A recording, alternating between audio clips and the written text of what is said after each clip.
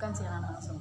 Assalamualaikum warahmatullahi wabarakatuh. Kami akan menjawab question dari para netizen di Instagram yang kemarin mau live streaming nggak jadi. Jadi pertanyaan yang pertama dari Najma. Bagaimana cara menanggapi mereka yang terlalu terobsesi dengan adanya pandemi COVID yang terlalu berlebihan membesar-besarkan? Jawaban sudah. Oke, tapi sing kemarin niku napa? Niku memorine mboten lek video. Terus langsung live streaming iki langsung ditonton. Bismillahirrahmanirrahim. Alhamdulillahirabbil alamin wassalatu wassalamu ala asyrafil mursalin sayyidina wa maulana Muhammadin wa ala alihi wa sahbihi ajma'in. Subhanaka la ilma lana illa ma 'allamtana innaka antal alimul hakim.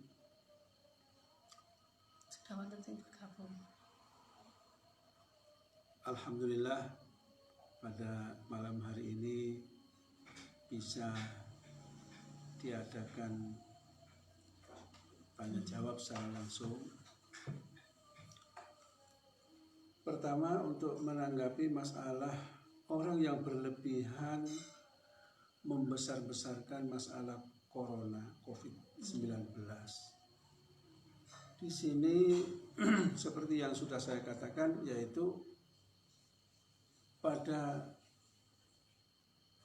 garis besarnya kita masyarakat Indonesia ini, bahkan dunia, itu dibagi menjadi dua kelompok.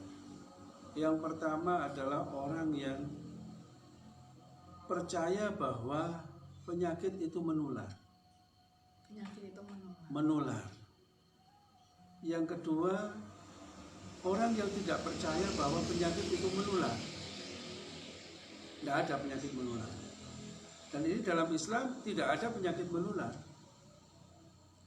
Rasulullah Shallallahu Alaihi Wasallam mengatakan la adwa wa la tiyara. Artinya tidak ada penyakit itu menular dengan sendirinya.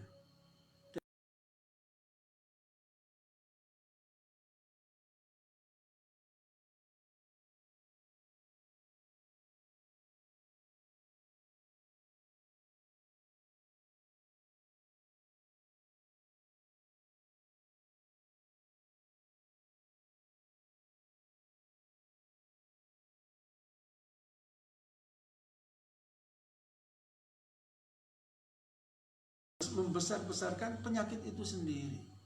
Takutnya terhadap penyakit yang luar biasa. Bisa-bisa masjid ditutup karena ketakutan. Bisa-bisa juga tempat-tempat berkumpul juga ditiadakan. Silaturahim juga tidak boleh, dan lain sebagainya, dan lain sebagainya. Ini ya karena memang pemahamannya seperti itu, penyakit itu dengan sendirinya menular. Padahal hadis kalau orang Islam jelas tidak boleh mempunyai keyakinan seperti itu. Dulu pada zaman Rasulullah juga Rasulullah pernah ditegur ataupun dikomplain oleh sebagian masyarakat dengan pertanyaan, Rasulullah, saya punya onta itu 3. Yang satu itu dengan kena penyakit kulit.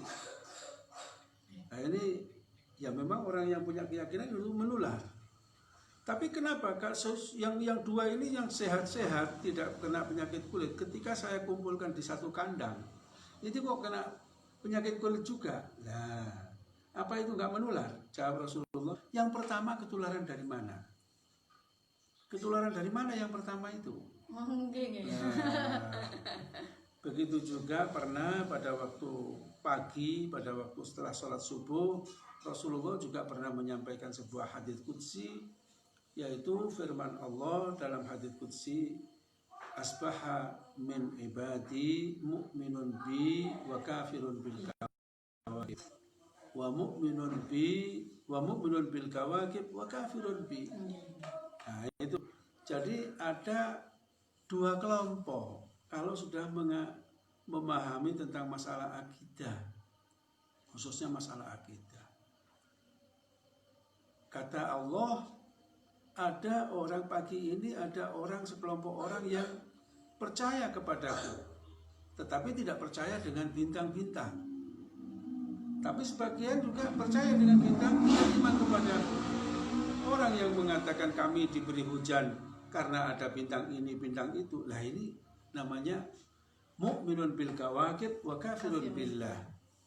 Itu iman dengan bintang tetapi tidak percaya dengan Allah. Kemudian yang beriman dengan Allah, maka mereka mengatakan kami dikasih hujan dengan fadl dan rahmat dari Allah. Mutirna birahmatillah, kami dihujani ini ya karena rahmat Allah, kasih sayang Allah. Orang yang dikasih penyakit sama Allah, ya semuanya memang karena langsung dari Allah, bukan karena penyakit itu dengan sendirinya menular. Jadi kepada teman-teman, sahabat-sahabat, mari kita perbaiki akidah kita. Lalu bagaimana tentang menghadapi orang-orang yang sakit? Nah, ini kita memang diperintahkan berikhtiar. Makanya Rasulullah juga pernah menyampaikan firra minal majdzum firaraka minal asad. Hindari orang yang kena penyakit berat, penyakit-penyakit yang berbahaya seperti itu. Kenapa? Jangan-jangan nanti kalau umpamanya kita nggak menghindari, nggak menjauh, maka justru kita juga diberi Allah dengan penyakit seperti itu juga. Lalu kita berkeyakinan bahwa itu penyakit menular dengan sendirinya. Itu jangan. Padahal tidak. Rasulullah pun pernah makan bersama dengan orang yang majdzum, pernah. Tetapi Rasulullah juga pernah tidak membaiat seseorang yang majdzum, orang yang kena penyakit lepra tapi tidak berjabat tangan. Padahal Rasulullah juga biasanya jabat tangan. Sudah kamu saya baiat, sekarang sudah pergi. Nah, pergilah dari sini. Sudah kami baiat, saya baiat. Kata Rasulullah seperti itu. Itu juga pernah terjadi. Ini tuntunan.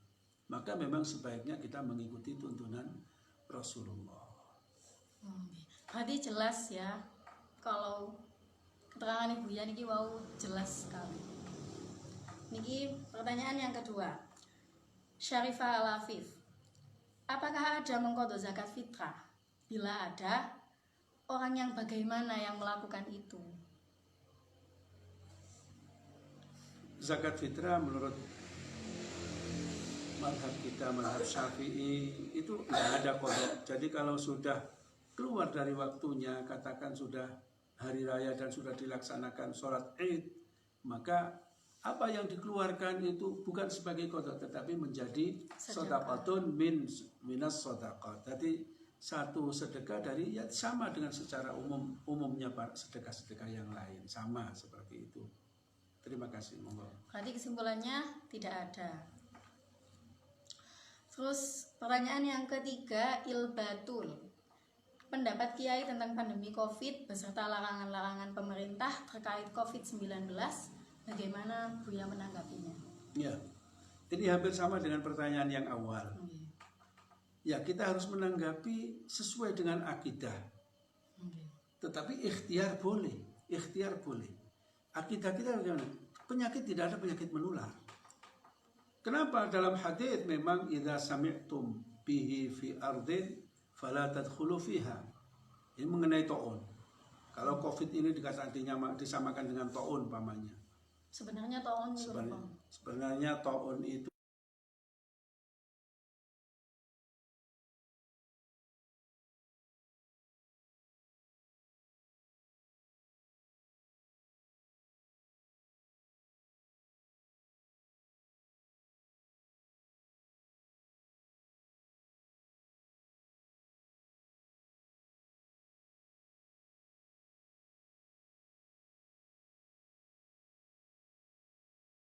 yang sembuh lebih banyak, tetapi yang meninggal justru lebih banyak. Itu biasanya taun seperti itu taun. Kalau kita wabah penyakit seperti corona ini adalah penyakit biasa, tetapi memang penularannya, katakan memang kalau yang mengatakan menular, penularannya lebih cepat. Artinya kena lebih banyak, begitulah. Tapi sebetulnya yang meninggal itu kalau diukur persentase di seluruh dunia ini enggak sampai 10%. Enggak sampai 10%. Jadi belum taun. Wabah sih iya wabah. Wabaun namanya wabaun. Lah, karena kita mempunyai keyakinan tidak ada penyakit itu menular, maka kita tidak perlu berlebihan. Tidak perlu berlebihan menanggapi masalah penyakit corona ini. Tetapi cukup dengan ikhtiar bagaimana kita agar kita tidak terkena flu, seperti flu burung, termasuk flu COVID ini. Ini jenisnya flu, jenisnya ya apa yang mengganggu pernafasan kita sebetulnya. Seperti itu. Ya bagaimana? Kuatkan fisik ataupun stamina kita. Kemudian ya kita melakukan jaga jarak ataupun membersihkan diri kita, harus sehat kita. Tetap patuhi pemerintah. Nah, dalam hal masalah aturan-aturan pemerintah asalkan tidak berlebihan dan tidak bertentangan sesuai dengan aturan ikhtiar, monggo, tidak ada masalah. Selanjutnya niki pun masuk isya ini. Hilmi El Salaf. Bagaimana metode dakwah seorang salik di zaman modern ini karena keduanya saling berbenturan. Jadi dia tuh memahami itu salik sama modern ini saling berbenturan. Nah, bagaimana nih? Ya. Seorang salik ataupun orang yang memang kehidupannya adalah untuk menuju kedekatan dirinya kepada Allah Subhanahu wa Ta'ala dalam segala hal, segala perilakunya, baik sholatnya, baik puasanya, baik akhlaknya, ataupun baik pemikirannya sehari-hari, itu semuanya adalah menuju kepada Allah. Misalkan bersyukur, misalkan bersabar, misalkan beribadah dengan yang betul-betul lepas dari riya, dari ujub, dari sum'ah, dari apapun yang merusak amal-amal itu sendiri agar dekat dengan Allah. Semuanya didasari lillahi ta'ala. Sedangkan modern itu adalah sebuah kemajuan. Dan ini orang ini memang tidak boleh jumud, tidak boleh tetap seperti dulu. Seperti awal, Rasulullah pun juga membangun peradaban Islam ini dengan memajukan. Maju dalam hal perjuangan dan ubudiyah.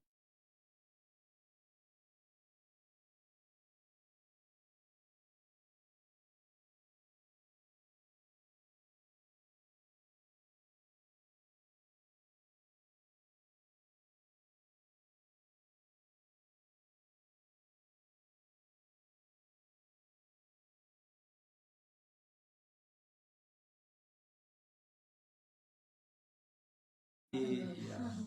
Kalau modern yang positif seperti kita umpama membangun perguruan tinggi sebetulnya, ataupun membangun madrasah, membangun pondok pesantren, ini adalah sebuah kebutuhan di tengah-tengah masyarakat Muslim itu sendiri yang tidak bisa dihindarkan. Dan ini memang ya harus, ini sebuah kemajuan, sebuah kemodernan. Ini termasuk modern. Iya, termasuk modern dalam pendidikan. Kalau kita salaf murni saja umpamanya, insya Allah ya tidak banyak peminatnya, dan kemudian kita tidak mau dengan bahasa Inggris ataupun pelajaran-pelajaran. Iya, jadi itu bukan berarti menghilangkan adabus suluk sepertinya al-qanaah ataupun dan lain sebagainya. Seperti tulul amal juga tidak boleh. Tetapi memang ini kalau memang tidak ada kaitannya dengan ukhrawi, ya itu tidak boleh. Rasulullah sendiri pindah dari Mekah menuju Madinah itu adalah untuk membangun peradaban, kemodernan dalam Islam. Jadi kalau memang kita kalau tidak ada dalam Al-Quran, tidak ada dalam hadits, kemudian itu tidak boleh, tidak bisa seperti itu untuk zaman sekarang. Jadi tetap marilah para dai-dai muda, teman-teman dai-dai muda, kita sesuaikan apa apakah yang dilakukan oleh masyarakat ini tidak bertentangan dengan syariah, itu sudah tidak masalah. Seperti membina perjuangan-perjuangan yang pada zaman Rasulullah tidak ada. Seperti ada lomba baca kitab, ada lomba azan, itu tidak ada. Tetapi ini kita perlukan untuk mensyiarkan Islam. Itu sebuah kemodernan, itu sudah menjadi keniscayaan pada zaman ini dan tidak bertentangan dengan syariah, monggo. Jadi silahkan berdakwah yang sesuai dengan zamannya. Lah niki wau Buya nyinggung tulul amal. Tulul amal sing ndak boleh itu sing apa Buya? Ya. Kalau lagi penasaran nih. Ya, jadi tulul amal itu seumpama dia itu bekerja ataupun mencari rezeki yang melebihi daripada umurnya, daripada kebutuhan. Kira-kira umur berapa dia? Ini biasanya umumnya meninggal, lah itu kan. Ternyata membangun rumah kekuatannya melebihi dari umurnya, itu termasuk tulul amal. Nah, jadi itu termasuk tulul amal. Tetapi ada tulul amal yang tidak masalah, seperti membangun masjid yang kokoh, kemampuannya, kekuatannya masih sampai beratusan tahun, itu tidak ada masalah. Itu tulul amal sebetulnya, tapi tidak masalah. Kan ada yang meneruskan harapan kita, termasuk pesantren, termasuk madrasah. Itu tulul amal yang diperbolehkan. Harapan saya mau membangun madrasah, dan ini terus ada yang meneruskan dari generasi-generasi yang akan datang, itu termasuk sebetulnya, tapi tidak ada masalah. Nah, itu boleh. Lanjut Bu Yang. Pertanyaan dari Depi 48. Apa hukum pinjam uang ke bank? Ya, masalah bank ini sebetulnya sudah banyak dibicarakan sejak zaman dulu, dan bank itu sebetulnya sekarang sudah berkembang menjadi dua. Ada bank konvensional dan ada bank syariah. Dibagi lagi. Biasanya kalau bank itu konvensional, akad-akatannya itu biasanya secara riba. Sudah ditentukan penghasilannya, sudah ditentukan bunganya. Nah ini para ulama itu mengatakan, itu sebagian para ulama mengatakan itu jelas riba. Kemudian ada bank itu bank syariah. Manakala memang betul-betul diakad apapun produk-produknya ini diakad secara syar'i, apakah itu akad qirot ataupun mudharabah ataupun qard dengan secara syar'i, maka itu tidak masalah. Memang sudah sesuai dengan syariah. Tapi kalau nggak sesuai, kalau hanya namanya saja yang syariah, bank syariah, lah ini penipuan namanya. Jadi kita harus tahu, walaupun tidak boleh langsung serta-merta percaya. Jadi apa produknya, lalu kayak apa prakteknya, monggo kita lihat apakah sesuai dengan syariat atau tidak. Jadi kalau bank itu yang Mbak Devi atau Bu Devi atau siapa ini? Mbak ini kata saya. Ya, saudari Devi ini kalau mengacu bank umum ya tidak boleh. Kecuali kalau memang sudah ke tahap darurat, dia nggak punya uang, mau makan saja nggak bisa, mau beli beras nggak bisa, lalu nggak ada bank syariah, nggak ada orang yang mau pinjami, kecuali ada bank yang memang konvensional, ya silahkan. Tapi hanya khusus untuk itu, tidak berlebihan, bukan untuk usaha kemudian memperkaya diri, tidak. Nah, karena itu bukan darurat. Untuk daruratnya ya saja. Untuk daruratnya bisa. Yang enak itu ke apa?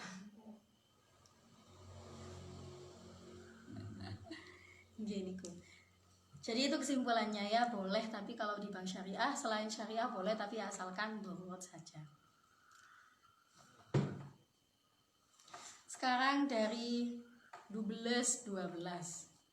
Bagaimana ciri-ciri santri yang dapat barokah? Dan sebenarnya kapan barokah itu dirasakan? Apakah setelah boyong atau masih di pesantren pun sudah bisa dirasakan? Gitu ya kondisinya. Ya, barokah itu artinya secara definisi kasratul khair, banyaknya kebaikan.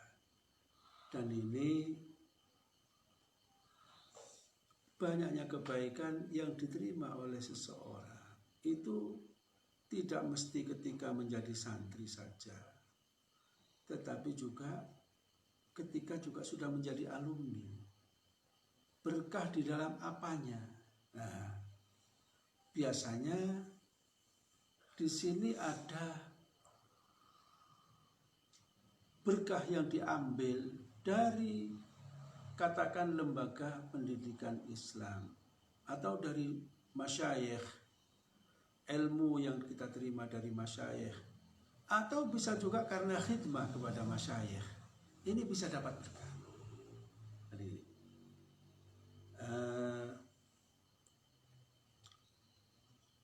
guru saya, Sayyid Muhammad Al-Maliki pernah mengatakan begini.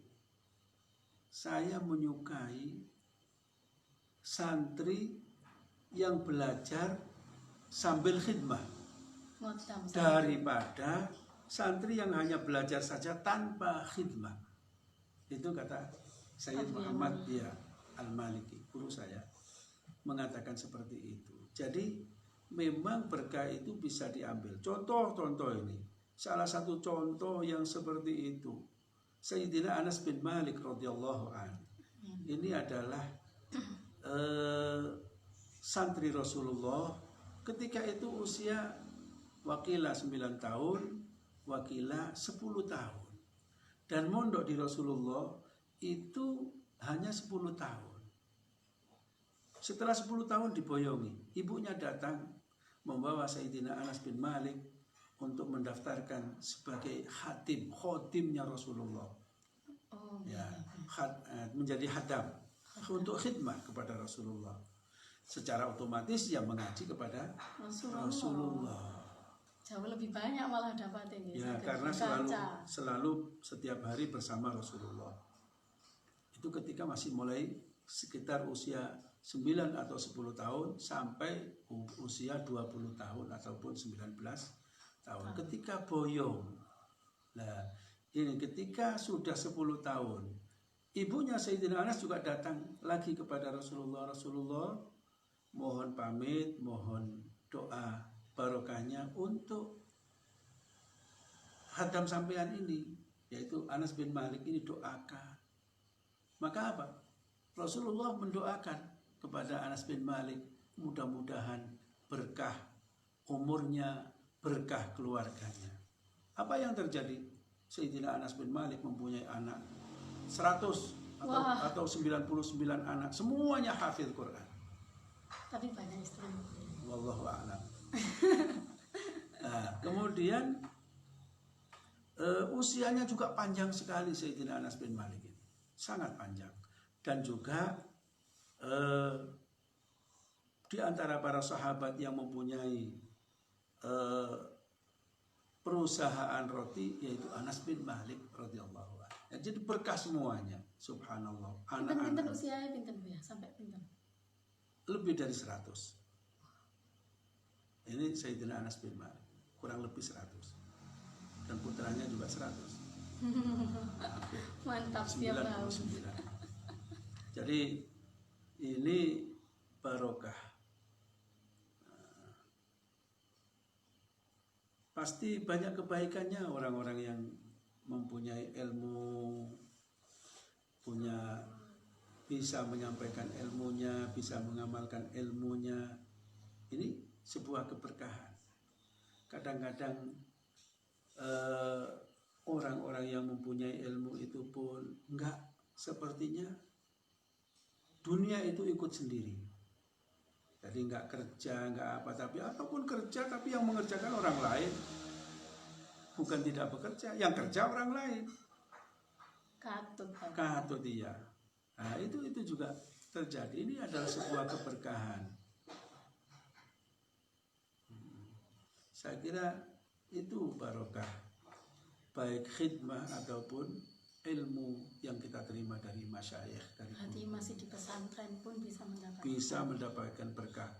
Mestinya kadang-kadang itu ada santri karena memang betul-betul khidmah, sehingga alhamdulillah walaupun sebetulnya tidak mampu dari segi masalah materi, dia bisa menyelesaikan pendidikannya, kemudian terus ilmunya berkembang, bahkan sampai pulang pun terjadi seperti itu. Itu ada banyak contoh lah, banyak contoh. Kemudian pertanyaan selanjutnya dari Ibnu Rasul. Gini pertanyaan, ini kali cerita nih pertanyaannya. Saya ini santri aktif, tapi pas pulangan ada mbah saya minta diajarkan doa-doa dan akidah 50. Pertanyaan pertama, apakah saya boleh mengajar beliau-beliau yaitu mbah-mbah? Sedangkan beliau-beliau sebetulnya tidak sangat awam, tapi hanya minta diajarin oleh saya. Nah, jika boleh saya minta izin dan ridho kepada Kiai untuk mengajar beliau. Saya minta doa barokahnya Kiai. Nah, pertanyaan kedua, untuk akidah 50, apakah boleh saya menulis tangan untuk yang saya ajarkan pada beliau? Dikarenakan jika pakai kitab saya takut ketika saya balik ke pondok beliau tidak bisa menelaahnya kembali. Ya mudah-mudahan barokah. Amin, amin. Ilmu yang diterima dan bisa diamalkan. Amin. Ini semuanya boleh. Jadi dulu banyak cerita, diantaranya adalah sahabat Mu'adz bin Jabal radhiyallahu an. Ini adalah kiai di kampungnya, ulama di kampungnya, tetapi masih tetap mengaji kepada Rasulullah. Jadi mengaji sambil mengajar. Ini Sayyidina Mu'adz, sehingga dalam hadis pernah diceritakan bahwa Sayyidina Mu'adz ini ngimami sholat isya itu rakaat pertama itu baca setelah Fatihah baca Al-Baqarah, kemudian setelahnya itu adalah Ali Imran. Nah ini sehingga ini dilaporkan oleh kaumnya, oleh santri-santrinya kepada Rasulullah. Bagaimana saya bisa berjamaah dengan Sayyidina Mu'adz bin Jabal Rasulullah? Beliau kalau ngimami panjangnya setengah mati. Nah, makanya Rasulullah mengatakan, dipanggillah Sayyidina Mu'adz, ya Mu'adz afattanun anta? Hei Mu'adz, apakah kamu ini membuat orang ini sehingga tidak mau berjamaah? Nyoba wong awakmu. Menguji orang kamu, tidak boleh seperti itu. Membuat orang tidak senang berjamaah kalau seperti itu. Jadi kalau kamu berjamaah, ngimami di masyarakatmu, sesuaikan dengan masyarakatmu. Baik secara waktunya, kemudian juga bacaan sholatnya juga semuanya harus disesuaikan. Jangan sampai lalu kita itu ya seenaknya sendiri, mentang-mentang sudah hafal Quran nanti terus rakaat pertama Al-Baqarah, rakaat kedua nanti yang panjang-panjang katakan Al-Kahfi umpamanya. Jangan sampai seperti itu. Berarti buatannya larangan ya? Tidak ada larangan. Terus masih dari Ibnu Rasul ini tanggungnya dia. Jadi bapak saya itu sakit asam urat.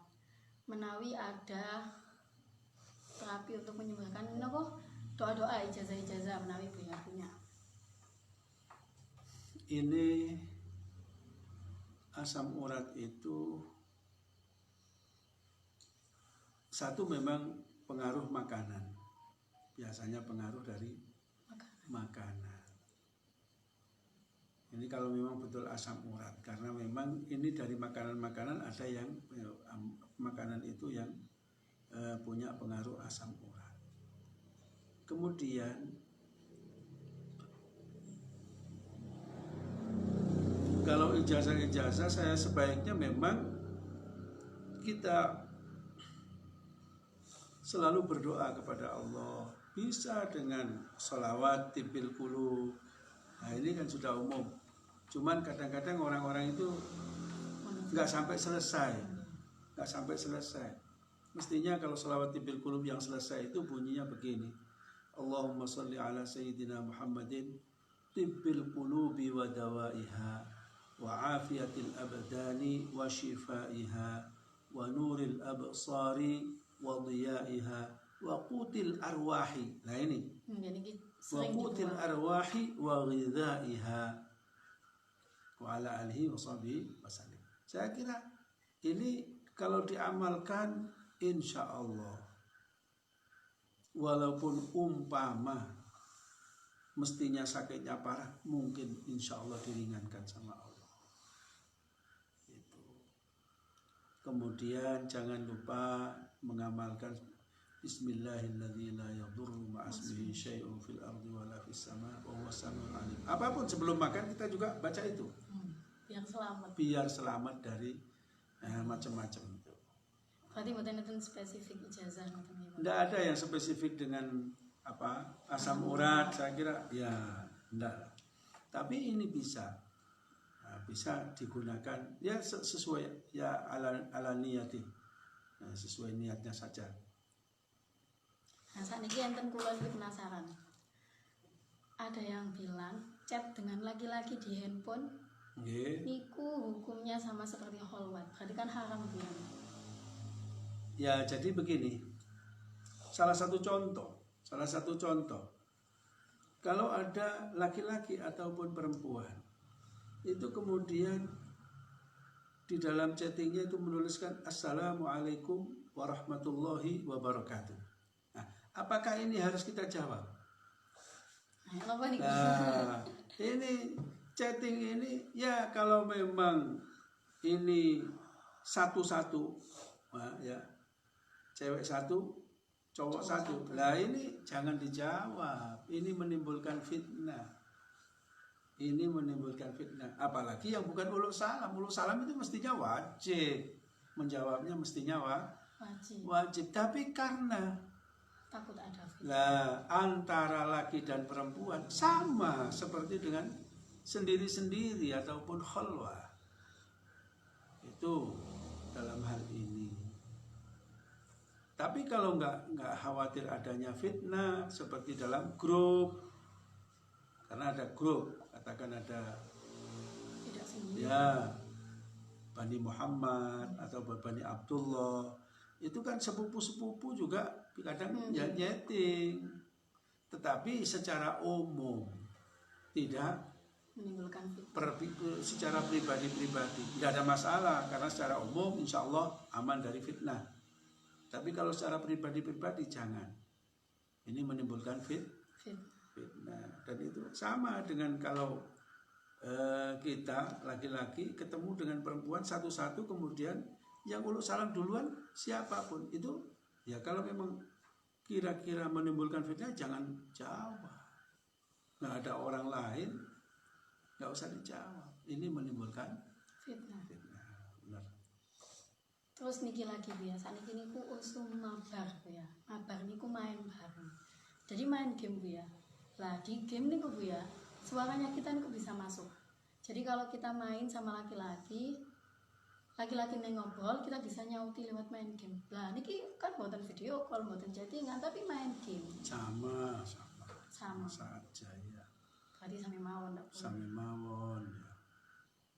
Sampun. Samakin penutupan Bu ya, pesan-pesan buat santri-santri online. Niki banyak sekali penontonnya, ada 34 orang. Ya, terima kasih kepada teman-teman, para sahabat, para ustadz, para santri atas perhatiannya, dan mungkin saya juga tidak mesti benar. Ini apa yang saya ketahui, mungkin ada pendapat yang lain yang lebih baik, boleh dikaji. Karena ini sifatnya kalau dikatakan fatwa, sifatnya fatwa. Fatwa itu bisa diikuti, bisa enggak. Kalau memang ada yang lebih baik, ada yang lebih tepat, monggo. Silakan mencari jawaban yang lebih tepat. Karena ini adalah sebatas apa yang saya ketahui. Sedikit apa yang saya ketahui. Saya kira ini. Wallahu subhanahu wa ta'ala a'lam. Doa penutup ya. Bismillahirrahmanirrahim. Alhamdulillahirabbil alamin. Wassalatu wassalamu ala asyrofil anbiya'i wa sayyidil Muhammad wa sallam ajma'in. Allahumma anfa'na bima 'allamtana wa 'allimna ma yanfa'una warzuqna ilman yanfa'una. Rabbana atina fid dunya hasanah wa fil akhirati Qina adzabannar. Sallallahu alaihi sayyidina Muhammad wa ala alihi wasallam. Alhamdulillahirabbil alamin. Wassalamualaikum warahmatullahi wabarakatuh.